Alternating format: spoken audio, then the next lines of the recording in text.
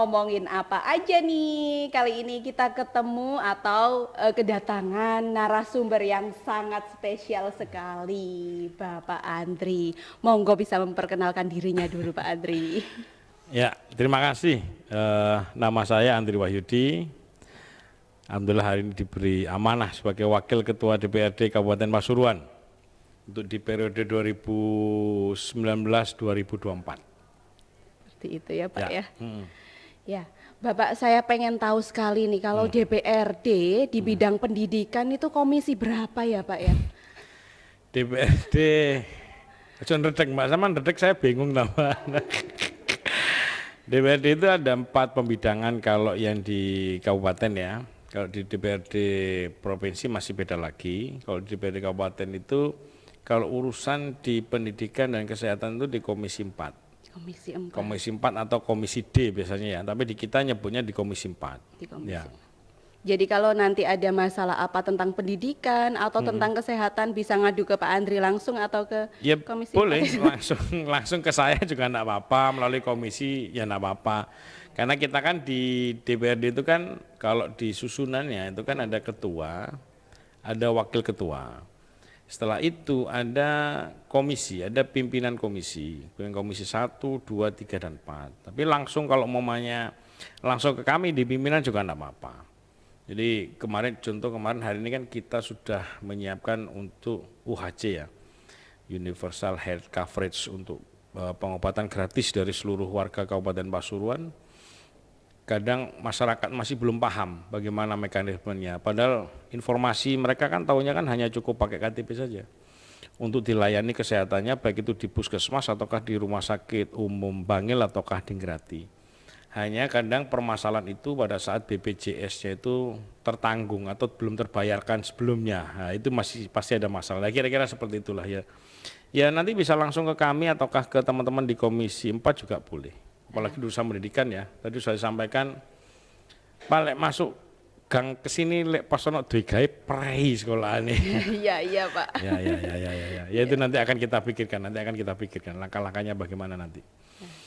Ini tadi dari Pak Andrinya sudah mengiyakan kalau ada masalah apa-apa bisa langsung ke Pak Andri aja gitu ya Pak ya. Ya. Kemudian saya juga pengen tahu, mungkin teman-teman yang lain juga ingin tahu bagaimana perannya DPRD ini Pak dalam penyelenggaraan pendidikan khususnya di Kabupaten Pasuruan ini Pak. Ya, pendidikan itu di dalam penyusunan APBD itu menjadi nomor 1, bukan urusan wajib. Urusan wajib itu pendidikan dan kesehatan.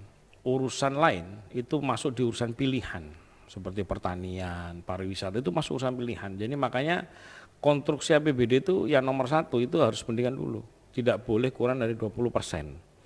Itu bukan hanya belanja pegawainya, tapi seluruh belanja yang lainnya itu harus minimal segitu. Hanya cuman di undang-undang pemerintahan daerah yang terbaru kita ini kan di kabupaten itu untuk yang SMA, SMK sederajat itu kan masuk di provinsi.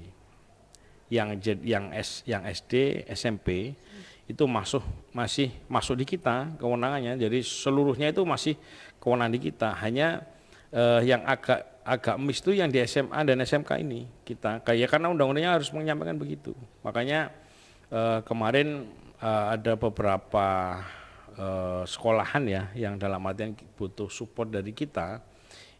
Kita juga masih mencarikan solusi bagaimana selain kita menyampaikan ke Dinas Pendidikan Provinsi, kita juga memberikan solusi tingkat lokal lah, bagaimana APBD Kabupaten ini juga masih punya peran terhadap SMK dan SMA yang ada di Kabupaten Pasuruan gitu. Baik Pak. Untuk selanjutnya syarat menjadi DPR pendidikannya apa Pak? Siapa tahu nanti anak-anak dari SMK Beci punya keinginan pengen jadi DPR ngikuti Pak Andri seperti itu. Ya, syarat jadi DPR itu syarat minimalnya kan sekolah itu kalau syarat secara ijazah ya itu hanya pendidikan SMA atau sederajat ya, SMK boleh, enggak apa-apa. Yang penting kalau politisi itu kan jadi gini. Saya ini mungkin termasuk orang yang bersyukur karena kalau mohon maaf lah, kalau dulu itu orang pengen jadi bupati itu paling tidak letnan kolonel atau kolonel ya kan. Kalau mau jadi gubernur itu paling enggak mantan panglima bintang 2 ya kan. Tapi semenjak 98 reformasi, peluang itu kita punya peluang yang sama. Yang waktu itu kayaknya gak mungkin lah kita yang anaknya petani untuk masuk di politik kan susah banget waktu itu ya. Nggak mungkin lah, susah. Sistematikanya memang begitu. Tapi pada saat setelah reformasi 98, itu semua orang punya hak dan kesempatan yang sama. Kira-kira seperti itu. Makanya setelah reformasi itu sebenarnya kita punya peluang yang jauh lebih terbuka untuk kita nanti ke depan bisa bermanfaat untuk orang banyak. Kalau pengen bermanfaat untuk orang banyak ya masuk di politisi. Syarat minimalnya hanya SMA. Kalau dulu kan ya enggak mungkin lah, saya sendiri pun juga enggak ada kepikiran dulu. Makanya anak-anak yang di bawah 90-an saya yakin cita-citanya enggak ada yang jadi politisi. Karena enggak mungkin. Karena enggak mungkin. Enggak mungkin. Makanya sambil ngalir waktu 98 semua ada kesempatan terbuka dan ya di situ kita bisa masuk. Jadi syarat minimalnya hanya SMA, yang penting punya jejaring, punya teman yang luas karena kita kan teorinya kan masih pemilihan secara terbuka ya, jadi bukan nomor urut tapi yang siapa suara terbanyak dia yang bisa lolos dari parliamentary threshold-nya gitu. Jadi kalau lulusan SMK juga nggak boleh minder ya Pak ya? Oh nggak boleh, nggak boleh DPRD. minder. Sekarang begini, makanya banyak kalimat-kalimat quote ya. Tadi mungkin saya mohon maaf ya agak kurang banyak nyampaikan tadi. Kalau di negara berkembang itu seolah-olah profesi seorang dokter itu sangat dikagumi. Ya. Tapi pada saat kita sudah masuk di negara maju, kita sudah tidak melihat lagi gelar, tapi kompetensi diri kita masing-masing gitu loh. Kita akan dihargai orang itu ya karena kemampuan kita sendiri, bukan berdasarkan kita punya gelar yang double sampai 4-5, bukan. Tapi kemampuan kita sendiri, makanya perlu diasah. Jadi bukan berarti SMK nanti tidak bisa berkontribusi, bukan berarti SMK nanti tidak bisa nanti bersaing dengan yang lain, tidak. Itu sekarang hari ini sudah era digital ya. Jadi semuanya sangat mungkin kita untuk berkompetisi gitu. Gitu kalau menurut pandangan saya. Jadi enggak boleh minder lah, enggak boleh minder. Baik Pak. Untuk selanjutnya kewajiban dan fungsinya DPRD di setiap daerah ini tadi apa Pak? Ya kewajibannya DPRD otomatis harus bisa mengaspirasikan apa menjadi kepentingan masyarakat. Jadi kalau melihat dari undang-undang tentang pemerintahan daerah, eksekutif itu eksekutor, pelaksananya itu adalah eksekutif. Tapi pada saat, makanya eksekutif itu mestinya tagline-nya itu melindungi dan melayani, itu tagline-nya eksekutif ya. Tapi kalau di DPRD yang legislatif itu konsepnya itu adalah memperjuangkan.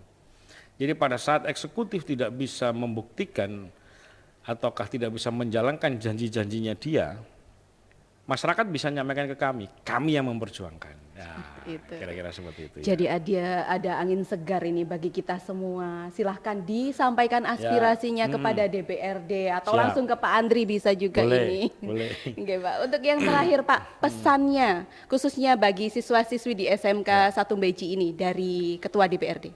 Ya, tadi saya sebelum memberikan materi sudah sampaikan Bu Kepala Sekolah bahwa ternyata banyak sekali adik-adik kita yang sudah berprestasi.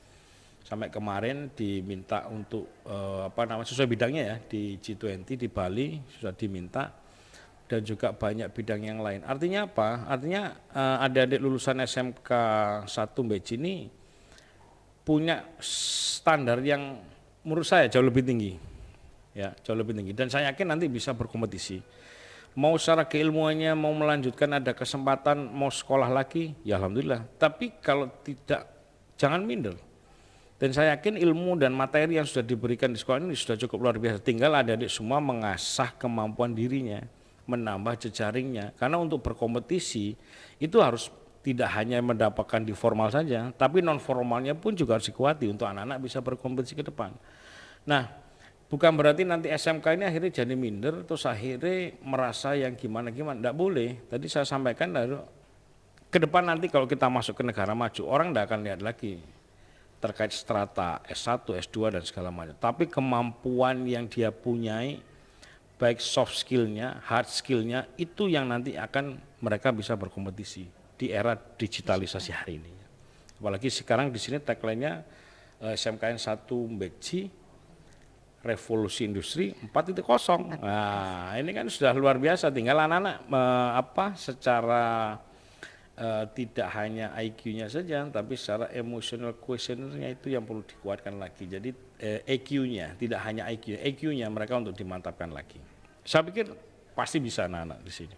Baik, Gitu. terima kasih Pak atas pesannya kepada anak-anak di SMK Negeri 1 Beji khususnya, dan pasti sangat bermanfaat sekali. Dan yang utama bagi anak-anak adalah seperti tadi sudah disampaikan Bapak bahwa semuanya anak harus punya kompetensinya yang harus Ya. dimatangkan itu tadi ya Pak ya. Disampaikan juga sama Ibu dari Disnaker tadi, Ibu Ari juga kompetensinya yang diutamakan. Terima kasih, pasti bermanfaat untuk kita semua. Sampai jumpa di podcast selanjutnya. Terima kasih. Assalamualaikum. Waalaikumsalam warahmatullahi wabarakatuh. Terima kasih banyak Pak. Ya, sami-sami.